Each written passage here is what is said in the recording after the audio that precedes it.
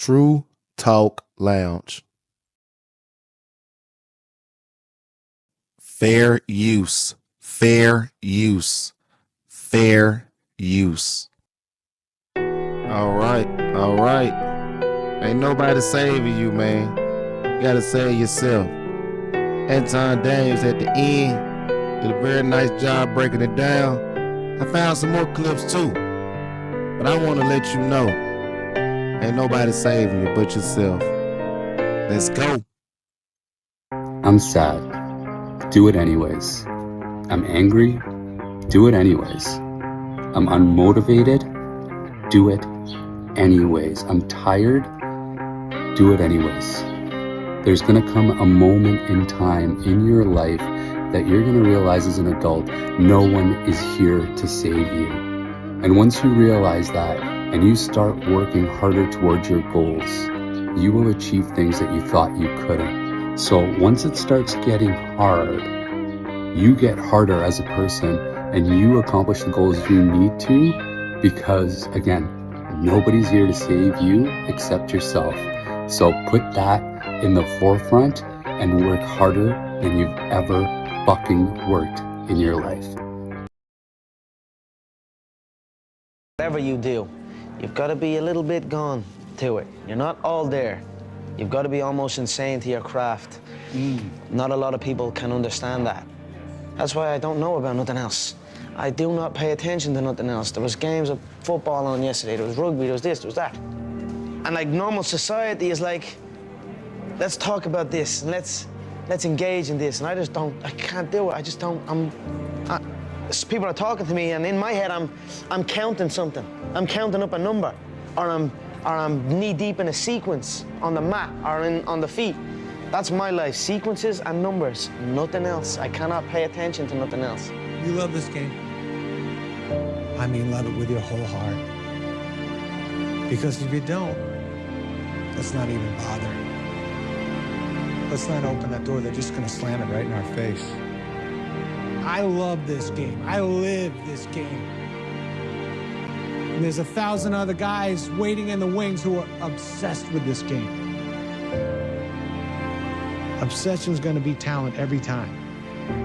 You got all the talent in the world, but are you obsessed? Is it all you ever think about?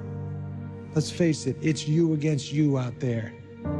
When you walk on that court, you have to think, I am the best guy out there. Without commitment, you'll never start. But more importantly, without consistency, you'll never finish. Keep working, keep striving, never give up, fall down 7 times, get up 8. Ease is a greater threat to progress than hardship. Ease is a greater threat to progress than hardship. So keep moving, keep growing, keep learning. See you at work. My personal question to you is, why not you? You've got the brains, you can make decisions, you can study the plan, you can change your life, you can grow immensely in the next few years, you can make your dreams come true, you can build a financial wall around your family nothing can get through, you can become healthy, you can become powerful. Why not you? When I was in the military, we go on these instructor-led runs. Most of the time we knew the start and end point. So on the way back, I started seeing people getting happy and shit because the end was near. But there were some asshole instructors that would hear the happiness and go right on past the end point. When that happened, everybody stopped talking. Heads would start dropping. And I started taking fucking souls. At that time, I knew what happened in their minds. They were living off the hope factor. They hoped the instructors would stop running. They hoped the water was never cold. They hoped the weather was fucking good. I don't live off that hope shit. I wish the water was cold. I wish them motherfucking instructors keep on fucking running. I wish for fucking rain. When the ending is unknown and the distance is unknown, that's when you know who the fuck you are. It's never reaching your potential. That's it. that always falling short, always quitting before you're done, always procrastinating, always not doing the right thing. And then one day you're an old man. Yep. And you look back and go, God, I could have been great. Yep. But where do you go to? You wake up on a morning, it's cold, it's wet, it's dark, you've got no cartilage in your knee, you've got shitty shorts, whatever it is that's the issue today. Keep talking. You've got these problems, right? I need you to keep talking about what you were just saying. It's warm on the couch. That's Your it. missus says stay in That's bed. it. It's comfy. That's it's cozy. That's You've got it. work later on. You had an argument last night. You're slightly it. hungover. Because I know every motherfucker ain't going to do what I'm going to do. The unfulfilled potential is the story of most people's lives. It is. It is. And it could have been the story of mine. And I tell a lot of people go, what's your biggest fear in life? And my biggest fear, honestly, was, let's say this. Let's say, I don't care if you believe in God or not. I don't care. So this is play a game with me. Let's say you're God. And we have a big fucking long line of people. And I made it to heaven. I'm 75 years old. I'm 300 pounds. I made it to heaven. I worked for Ecolab my entire life, spraying for cockroaches. That's what I did. But I'm dead. I'm in heaven now. And you're judging us all now. So we're in line. We're all sitting there in line. You have Adam Brown. He has a big board up, and you're talking to Adam Brown about his life. And you rip it down, and I'm next in line, David Goggins. I see my name. I see all this shit, and God goes, hey, you say, read this, man. And I'm reading this list, and I'm seeing 182 pounds, Navy SEAL, Ranger School, motivational speaker, changing lives. Okay, man, pull-up record, all this shit. And I'm like, that's not me, man. And God looks at me and says, that's who you were supposed to be. And my biggest fear, I visualize some crazy shit. My biggest fear is that one day I'm gonna reach a judgment of my life. Something's gonna judge me for what the fuck I was supposed to be in life. And what I want now is that whoever's judged me up there, I want them to have a board and them up there right now getting their pen out. Because, this person who judges you is supposed to know everything. You're supposed to know from the time you're dead to the time you're, time you're born, time you're dead. I want this person to be up there to be like this, up there writing more about me, saying, fuck, I know you can do that. I know you can do that.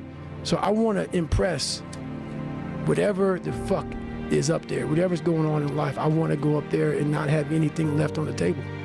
I want to drain my soul of every fucking bit of person I am. Nobody is going to save you, but I'm telling you a white lie. You know why I'm telling you a white lie? Do you know what a white lie is?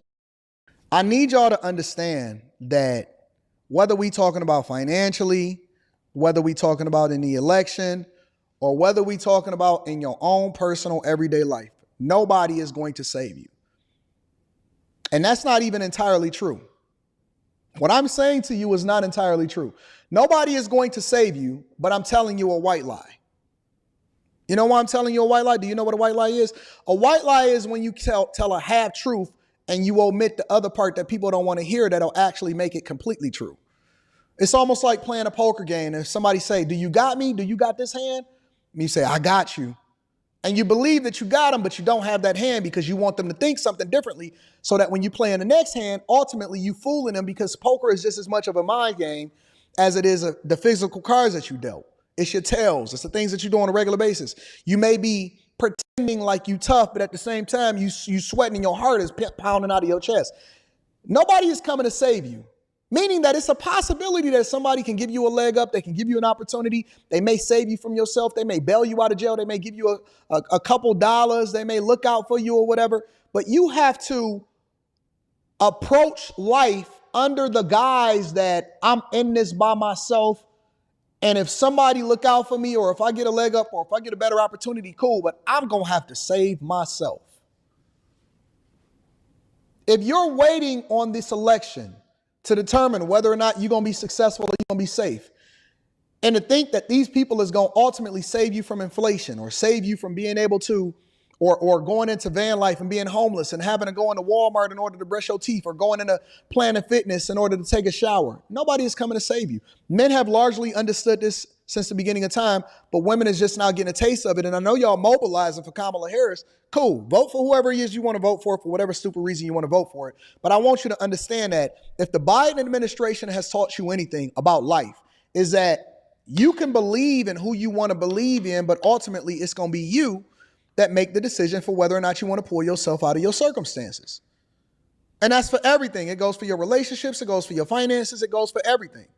Nobody is going to pull you to church and make you confess and give your life over to God. You're going to have to make that decision within yourself. The church, the building itself is a place for you to congregate. The church is the group of people that then come together. Ultimately, salvation is individual. So you can be around a bunch of people and you can still bust hell wide open at the end of the day, because I know plenty of people that went to church and when they left, they went and did a bunch of stuff that they wasn't supposed to do when they wasn't supposed to do it. It's a lot of people that go online and they'll sit here and they'll tell you, oh my God, Anton, I can't believe you didn't speak out against this. Does it really matter if I speak out against it or not? Because ultimately what's happening is happening, and that ain't got nothing to do with when you turn this camera off. I can give you the motivation. I can give you the tools that you need. You still got to walk through the door. You still got to implement it. You still got to be very careful with how it is that you manage your budget. You still got to go and work the job. You still got to make the money.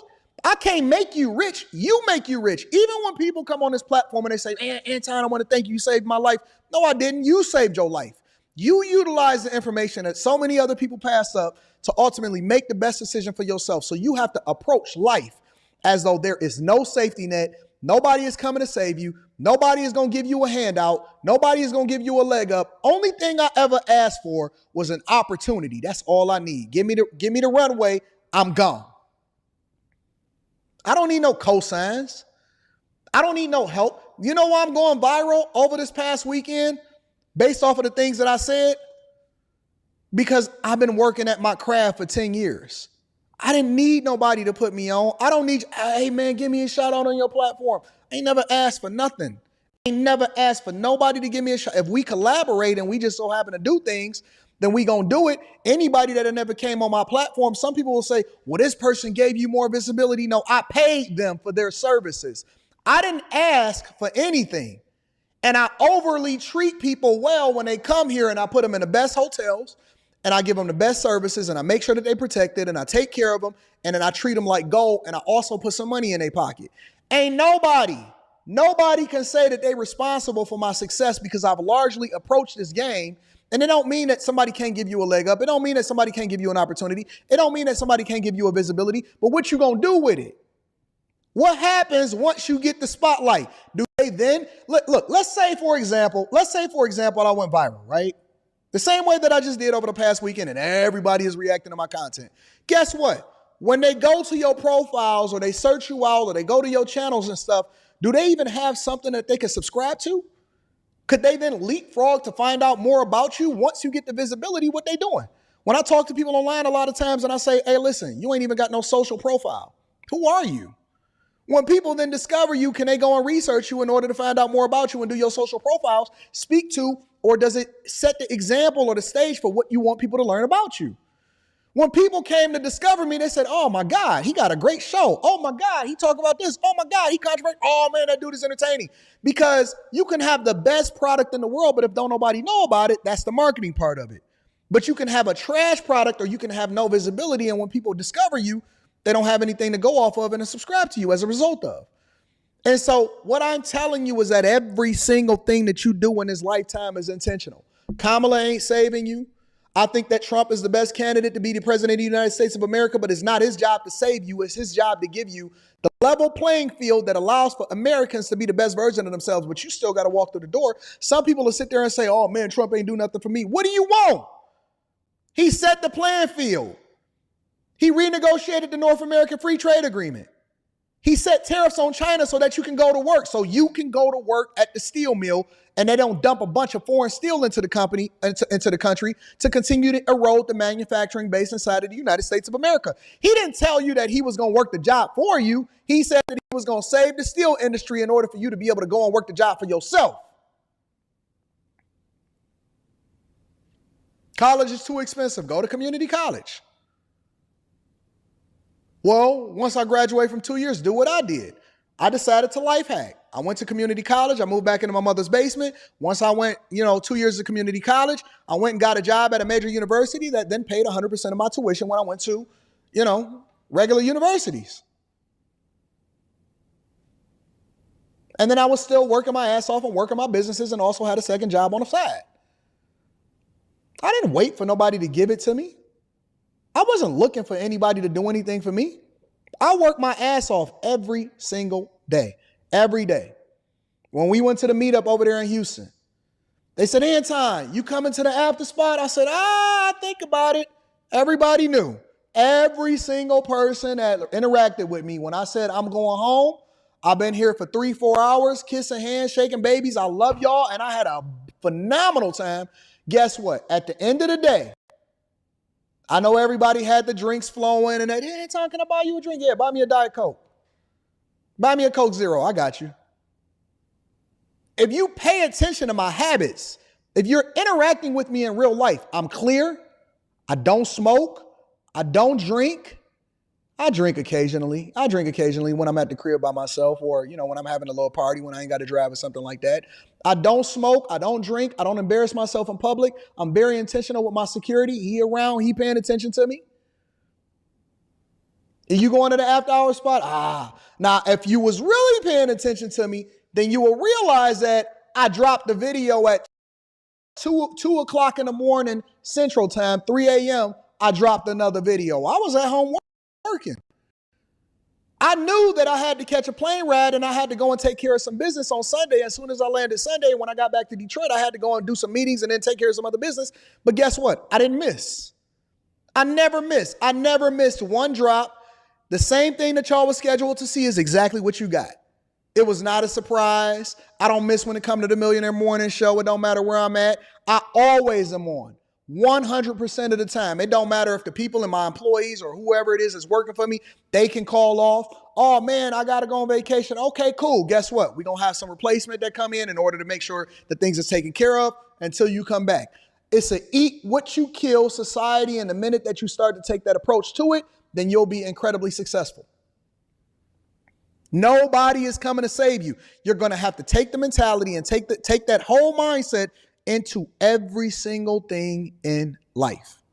They're not going to save you on a political front. Your job is not going to save you. If you're not looking forward to getting laid off, if you're not preparing yourself to ultimately get laid off at some point, even if you never get laid off, if you're not in a position to where you can sustain yourself, if anything was to ever happen to you, then you messed up.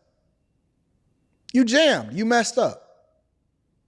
And so what I try to teach y'all through a lot of these conversations that we have on all of these platforms, and what I ultimately talk about inside of the Patreon, and I use my own life as an example. Some people get bothered by it. Some people get jealous. They said, oh man, he always stunting. He always stunting. You still got to go home by yourself. You're not using it as motivation. I'm from Detroit. 20214 Green Lawn between Norfolk and Chippewa. Between 7 and 8 Mile. Livernois and Wyoming. Born and raised. Blackest city largely considered in the United States of America for decades. Auto industry. Worst hit city that was hit the most from the 2008 crisis. Had a daughter in 2008, February 2008, moved back into my mother's basement, ultimately got all of my cars repossessed, lost my job, everything was in shambles, and I had a relatively new wife.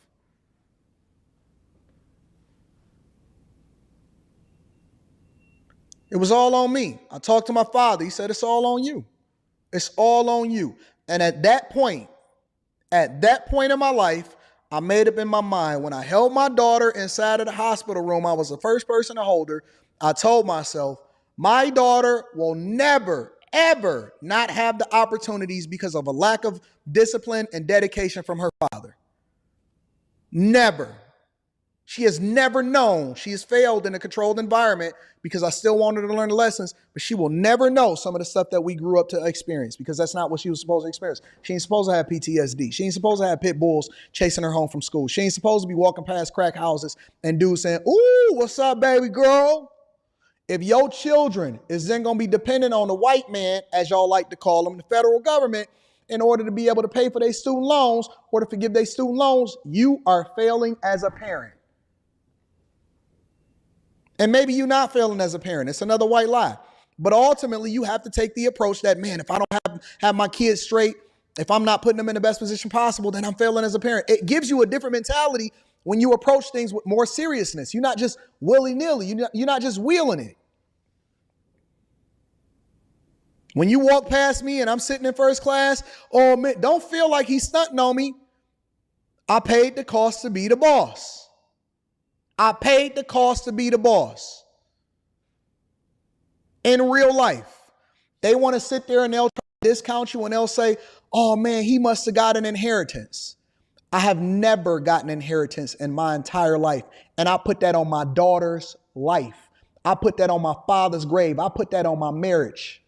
Ain't never got an insurance payout. If it's so much, then how come my mama didn't get it? She was his widow. How come my mama didn't get the payout? How come my brothers didn't get the pay? Why did it only come to Anton?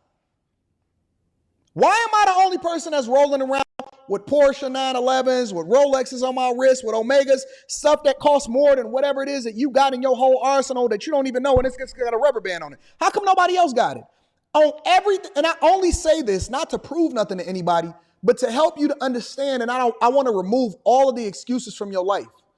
I want to remove every single excuse from your life. I want you to understand that this studio that I'm in right now, this whole setup, literally hundreds of thousands of dollars worth of equipment, I invested in myself. I never took out a loan in order to build the restaurant. I put $114,000 of my own money into it.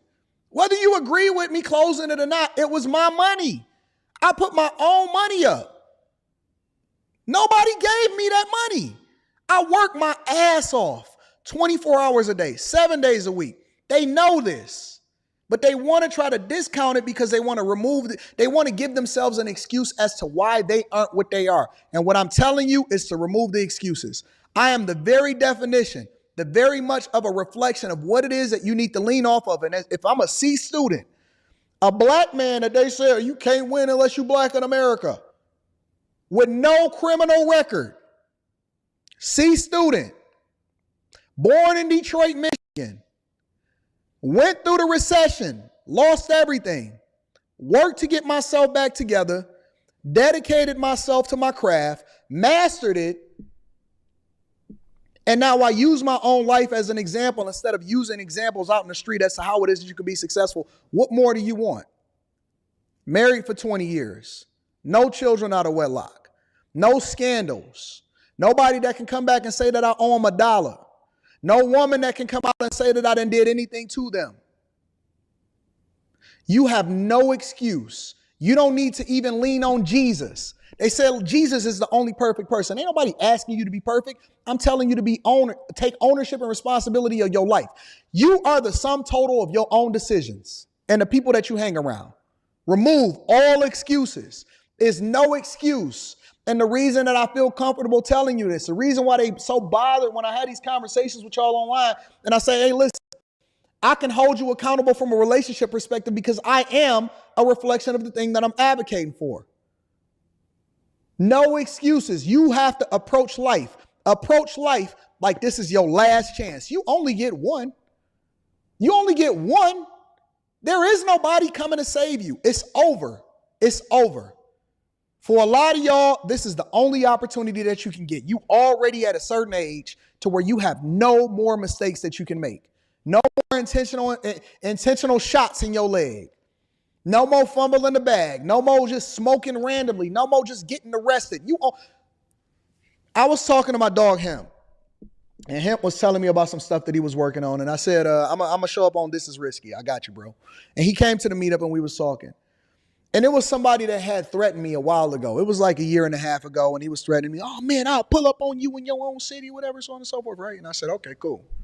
And of course, I'm not going to let nobody pull up on me because I'm not even going to be available for you. I'm going to be out spending a whole bunch of money and hanging out with the ladies, right? Or with my bag chasers. And him said, man, don't you know that this guy went to jail again?